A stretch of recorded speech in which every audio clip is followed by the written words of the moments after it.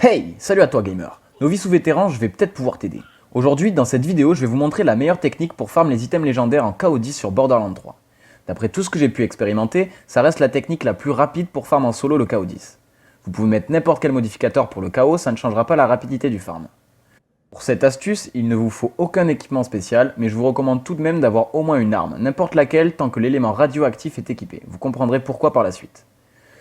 Tout va donc se passer au QG d'Atlas, sur la planète Prométhée, où vous allez devoir affronter Katagawa Junior. Je précise qu'il vous faudra au minimum avoir terminé la quête de l'histoire principale nommée Atlas enfin, qui vous mènera au Katagawa Junior.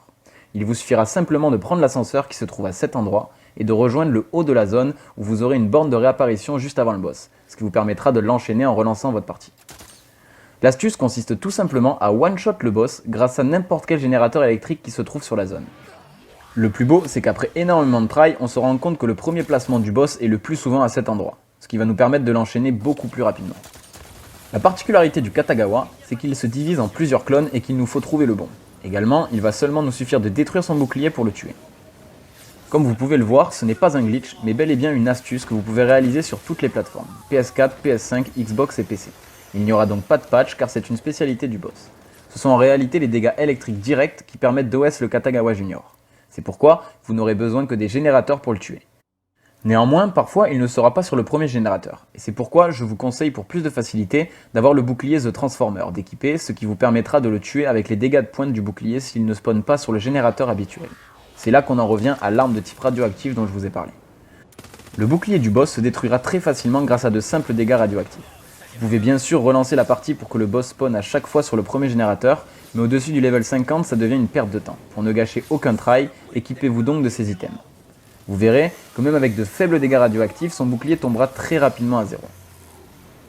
Pour ce qui est du loot légendaire, j'ai en règle générale entre 2 et 6 armes ou équipements de KO10. Mais vous pourrez encore augmenter le taux de drop grâce à ce genre d'artefact qui augmente considérablement votre chance pour un malus de santé en échange. Grâce à cet artefact, mon loot maximum a été de 8 armes ou équipements légendaires en un seul try. Notez que cela reste assez rare d'en avoir autant, même grâce à ce genre d'artefact, car même équipé, vous pourriez ne rien drop sur certains tries comme je vais vous le montrer. Je vous rassure, ça ne m'est arrivé que 3-4 fois sur plus de 50 tries, mais il est vrai que c'est assez décevant quand ça arrive. Après tout, ça reste du pourcentage de drop, et donc le 0 peut tout à fait tomber même s'il a peu de chance. Comme vous le voyez, même une arme sans beaucoup de dégâts radioactifs lui a enlevé très rapidement son bouclier. L'arme que j'utilise est droppable dans tous les éléments sur le Katagawa Junior, mais ce qui reste le plus intéressant n'est autre que son taux de World Drop qui est plutôt élevé. N'oubliez pas à la fin de votre premier try d'aller récupérer les 2 coffres situés à la sortie du boss. Malheureusement, ils ne sont récupérables qu'une fois, car pour les faire respawn, il faut changer de zone puis y retourner tout en ayant fait un retour au menu principal auparavant, ce qui ferait clairement perdre le temps d'un try ou deux. Voilà, j'espère que ma vidéo vous aura aidé. Pensez à mettre un pouce bleu si c'est le cas. N'hésitez pas à mettre en commentaire si vous cherchez des astuces, glitches ou tutos particuliers sur différents jeux. Je ferai de mon mieux pour les réaliser et les mettre en vidéo. Allez, abonnez-vous. Tchuss!